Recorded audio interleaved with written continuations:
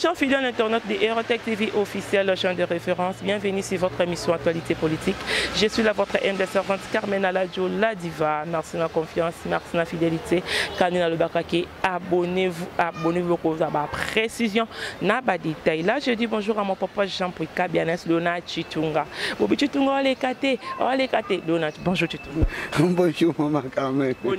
Non, santé Zakitoko.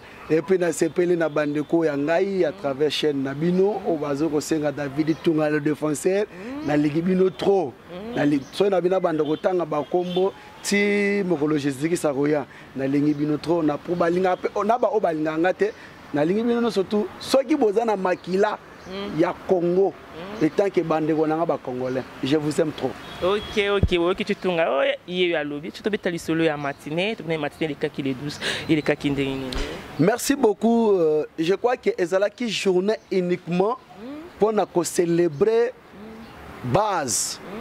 Parce que le 12 novembre 2018, ils ont bondokyo wapi esalamaki na mboka Genève. Oyo balinga ki ko cracher na mémoire. Il y a UDPS. Oyo balinga ko cracher na lutte. Il y a Etienne Tshisekedi wa Mulumba. Oyo balinga ki ba bimisela biso Zaidi Ngoma bis. Par rapport au dialogue qui a Saint-City Salamaka, au wapi mokolo yango ensemble le peuple congolais, même naba fourmi, même naba ndindi, babandoze la que non, ou akobima candidat ya opposition et singeleki Félix Antoine Tshilombo Tshisekedi. Mais tozala qui surpris na trahison et puis de cette trahison et salamaki mokolo yango et puis nazo profiter na micro na yo pour na ko expliquer diaspora pour na ko expliquer bande konanga ba congolais OK non après makambwana tango Madidi Martin bimaki que Fachi Beton alobaki que le changement s'appelle Martin Feu et oui alobaki bongo parce que Zaki na raison parce que avant ba kende kosala ba vote na bango président Félix na Madidi Martin ba vandaki ba sololi ba yokani ba lobi que notre principe de le départ ezaki que notre pour un candidat par rapport il y a pas politique il y a parti azali na yango par rapport à l'expérience maramuno surtout mais le ko la toye ao ezo sous makama kolandela ba critères ndenge samaki na dialogue ya Saint-City et comme makamba ba vote ndeko au moni ndenge nini Madidi Martin avait bien confirmé à Fachi Beton que a voté. Mais tant on va commune ici à voter, Malamoko Martin Madidi Martin a changé. A changé, mais ici qui a voté Fachi Beton a voté Yemoko.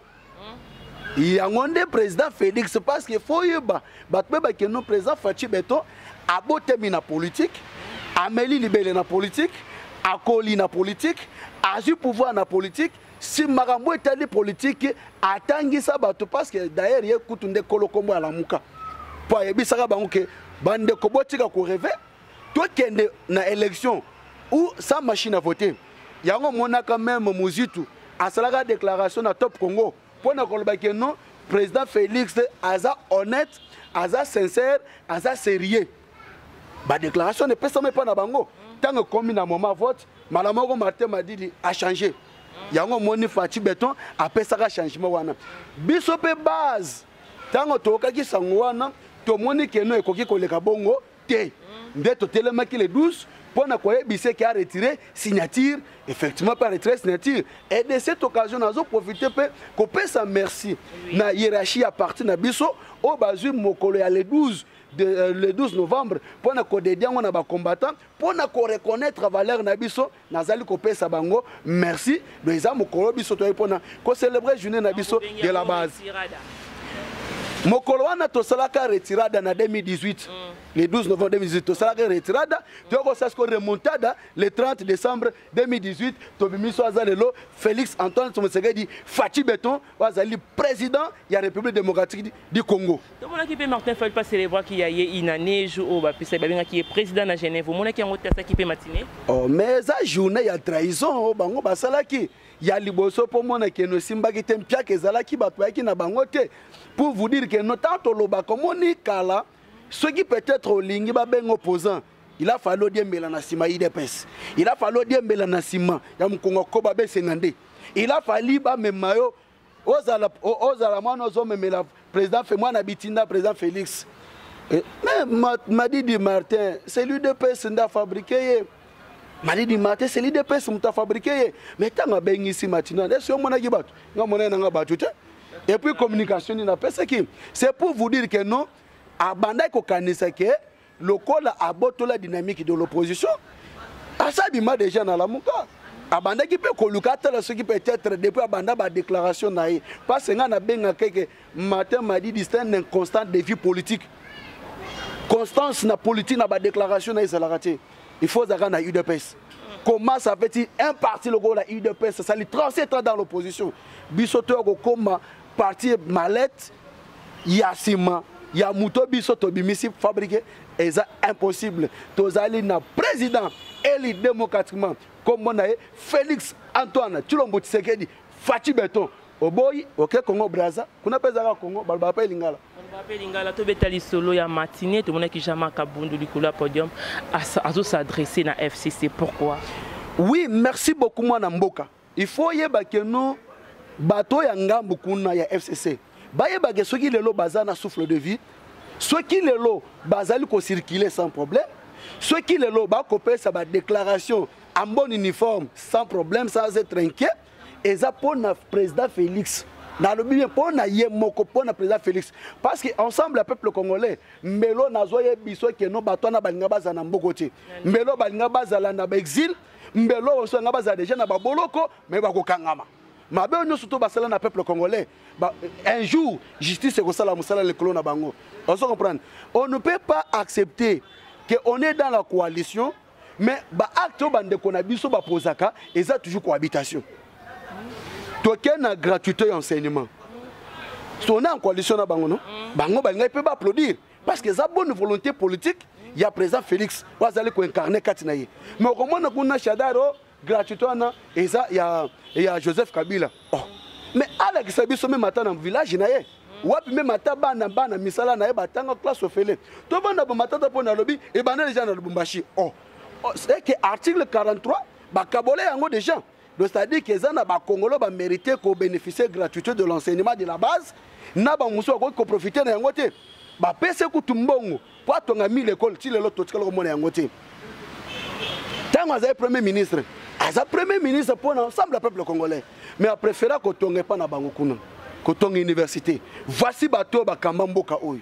Tala ndenge ba timola mboko na libulu. Mobutu abomamboka oyo. Kabila ya Mobutu abomamboka oyo Kabila ya kundi yango. Mais avec le président Félix Aye, à ce coup-ci, mais nous devons quand même applaudir. Au comment on a besoin de Kaboé, c'est-à-dire qu'on est en coalition. Bah, ordonnance, il y a le président Félix. Normalement, côté Agekamine, na CNCC, n'est-ce pas? Tilelo est bloqué par le ministre à portefeuille. Tous ça bloqué. Comment tous en coalition? Comment on a président? S'il vous plaît, comment tous en coalition? Nani, tout le monde qui est le 19 septembre ou bien octobre. Tout le monde qui président Salaki Magambakin Bopeto. Mais vous pouvez imaginer que nous, la salubrité, mais Jantina Zoti n'a mis tout à la salubrité. Voici comment les gens se comportent. Et jamais dans mon bango malam par rapport à l'acte Oyo, président Félix Azali Kossal. Parce que lorsqu'on parle de la gratuité de l'enseignement, même Bande Kouachadar, ils vont profiter de ça. Famille, ils vont profiter de ça. Bande konaye ba arrière bande konaye bazo profiter na yango osomona keno ba dépense o ezalaki e bande ba dépense o kuta bande ko sala pour la gratuité de l'enseignement et pas bande konaye avec Fachi Beton zo sala on le soutient. Alors on ne peut pas accepter, on est de la coalition bozo poser ba acte ya cohabitation biso ide pesto pas lutter maman biso ide pesto za pas lutter et on ne peut pas se tromper d'adversaire. Non, c'est-à-dire que bokangami ale bomelami c'est pas le biboye ba makambozo lo bana répondre bien maman et puis je regrette tant on lobby que FCC lobby d'abord bato ba pesi déclaration na pour na incompatibilité pour non respect il y a charte de bonne conduite au premier ministre Sylvestre Ilunga après ça ils vont pas signer. Ce sont des ministres doivent être sanctionnés parce que violer charte de bonne conduite au wapi premier ministre après ça qui bango parce que lorsque bazawana bazali au nom de la République bazali na kombo ya recoupement parti politique et puis mokolo na Jama Kabuna a donné le message étant que le président AI il y a eu des pèses Et non la casquette, il y a premier vice-président de l'Assemblée nationale. Maintenant, voici ces gens qui se disent sont des professeurs. Découverte à ta mogote total comme on a. Ces gens qui se disent sont des grands professeurs, qui ne peuvent pas répondre à un étudiant. Mais, Bazobo, ce n'est que M. Kabila Lobaka que non, je manque même 15 personnes pour nous diriger dans Mboka Oyo. Mais ce professeur-là était là. Ce professeur-là était là. Voici encore pour aller plus loin, lui que non, Bakobanda ko sélectionner ba professeur pour faire ça, cours babengi droit politique. Ah, Chadari. Droit politique et peut ça na faculté nini. Droit politique et peut ça na faculté nini, pe wapi. Batozomi benga ba professeur. Or que ba mboka ba paya, ezali kozala développer pour na maye ba professeur. À l'époque na 1960 mboka na biso ezaki dominé na ba professeur tozana ba université mais toyebi lolenga ni mboka na biso ezalaki mais mboko ekokufa parce que otala bo professeur d'université titre académique ou toyebi angote place va pesa cours toyebi te monaka professeur mais qu'est-ce que vous avez fait pour ce pays? Est-ce que bino ceux qui boza maïl comment bozo mi benga ba grand professeur comment bozo incapable à s'organiser pour bobima bo gagner l'élection en 2023 à part M. Kabila que Kobenga est noté, biso en 2023, pour tout gagner la présidence, il faut Kabila soit en politique. Le professeur, il y a Congo, le professeur République démocratique du Congo, les grands professeurs, les donner des leçons. Moi, Namboka, on ne peut pas accepter. Toza déjà aux aguets. Toza bisabango que compagnie surtout, au bazar déjà na CC, kosa la pona président Jama Kabouna Kaboun. Bah que non. IDPS a bunda pour intérêt ya mutute a bunda pour intérêt bien-être du peuple congolais. C'est-à-dire IDPS a télémaka pour défendre l'intérêt du peuple congolais. Parce que les lots bénéficient de gratuité enseignement, ils allaient au bénéfice, ils ont un bénéfice du peuple congolais.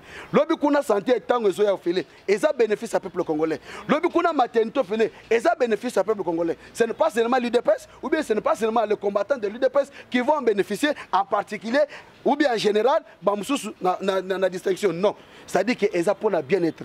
Tozoye bisa bango boy. Baye qu'on a déjà connagé. Baye qu'on a déjà connagé.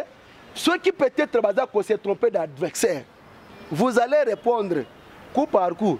Est-ce que bon mon arabiso na parti na biso Jean-Marc ou bien Augustin Kabouya aya bandiko kabolela ba militant bon to ba combattant bon bobo mena balabala. Bo kambambo ko pendant 18 ans. Bo tikala ko songe na bandeko parce que on fait la politique. Oui. Bandeko nanga bazao ba benga ba bero rouge tout ça. Ce sont mes frères congolais. Mais malgré que tendance politique nous te sanine et kaboli biso. Mais ceux qui ba déclaration au Chadar après ça mukolo moko na meeting na bandal. Koloba ke non papa Sylvestre Ilunga. Ko bossa na tege non na pe perdre ba chômeur basé belé. Mais ceux qui azaki na IDPS mais ngako déjà sont na profiter be ko pesa son de konanga son place mbote, place aux na pe son mbote. Mais ceux qui déjà na IDPS mais le cas déjà sont. Bon ça li 18 ans na pouvoir. Bon pesi ba na batu misala te. Bon komisa bango ba yembela rabino. Bana na bino batanga na poto koto ba chege ba continuer kozala batandaka toujours maboko lobi kuna tango bana na bango pe ba 6 classe ba ye bango bazo continuer ko yembela bango bazo continuer ko sa nini ko corrompre bango tout soit ko manipuler bango na ba miette mais lelo avec Fachi Béton mais c'est Kabila fait 18 ans attirer ko songer te no bana na bango batango fele mais une moutoir c'est pas même une année au pouvoir à adopter les caméras gratuites enseignement sans même qu'il va voter budget. Et tu as le salamate, il faut qu'on fasse béton. Ok, tu t'as tombé coché tête barre et tenir ya malamu. Il y a malamu que non, toza aux agueux. Toza déjà alerté. Mayenyo se salamana coucou. Toza nango déjà. Mais toi que non, aux aïe de pes. On ne se trompe pas d'adversaire. D'ailleurs, quand tu coalition oh hein, batebele babi ngana lingana ngote. Parce que coalition ezalo la zombie aux olingo commissaire chrétien. Moutazane zombie, yosko olingo bon c'est motema comme chrétien. Or que c'est impossible. Na pesi merci na diaspora ya poto na Paris ndenge ba yamba ki Fachi Béton. En tout cas Macron a lobby et parce qu'il faut tala que faut zaka Fachi Béton pour na ba déclaration politique ya boye salama. Telle la déclaration à Macron, un invité d'honneur. D'honneur. Tel nous moutazol et les sarabes mindeli. Or nakala mutu mondial a notre traité un homme noir comme un animal. Mais avec Fatih Beton, personne valait dans l'opposition mutu mundu. Oh mondial azota omolula yango. Il faut zara Fatih Beton. Tozo yebisa bande ko na tozo mettre bango en garde. Mboka oyo ezali a peuple congolais. Mboka oyo ezali bato oyo bakufa. Barosi Mukendi. Ba Thérèse. Ba Lik. Nga David Tunga na ko kachaka jamais na mémoire na bango. La lutte doit toujours continuer. Et qu'on continue jusqu'à ce que le kola bande konabiso bazo linga ko comprendre vision Fatih Beton te baye ba ke mokolo ezali peuple congolais a reçu la makamna en charge. Sans même mot d'ordre. OK, numéro en contact. Numéro nangai ezali plus 243 82 283 22 25. Na bande lui plus 243 82 283 22 25. Et ça peut numéro WhatsApp nanga batu bakosa binote. Mutu ko intimider moninga zate. Fatih Beton ça na peuple. Parler du peuple. Et ça va bien parler du peuple. Va bien parler FCCT. C'est-à-dire le peuple est souverain. On est déjà tous mobilisés et soudés. Il y a qu'à répondre. Pour annuire l'intérêt du peuple congolais. C'est ça, bit, il y a eu de presse. Ok, merci. Antozakina David Chitunga, la défenseur au moment de défendre le pays des pestes, défendre le pays partenaire, on est d'abord propos à David Chitunga, voilà la barre proche de Barimac, numéro 1 contact qu'ils ont nous communiqué à quoi répondre. Là, j'ai dit merci à toute l'équipe technique, je vois mon papa Jean-Pouy, merci à toi, merci à mon caméraman, pour Jonathan Sangadaki derrière la caméra, pourquoi pas mon réalisateur Andy Lumissa, merci à toi. Contre moi, Carmen Aladjo, on se voit sur un nouveau numéro. Bye bye.